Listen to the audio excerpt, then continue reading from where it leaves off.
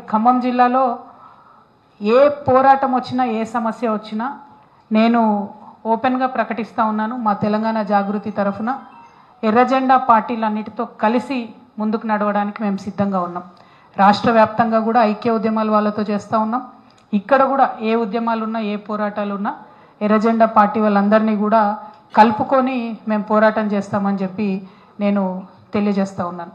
మరి మీ అందరికీ తెలుసు, నేను పదే పదే చెప్తూ వస్తున్నా, తెచ్చుకున్నటువంటి తెలంగాణ కొందరి కోసం కాకుండా అందరి కోసం అన్నట్టుగా ఉండాలి.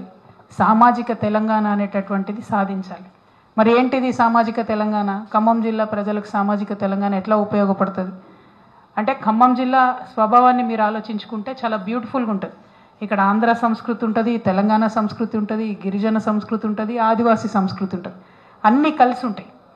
కానీ ఖమ్మం జిల్లాలో నాయకత్వం ఎవరికి వచ్చింది అని ఒకసారి ఆలోచించుకుంటే కేవలం ఒకటే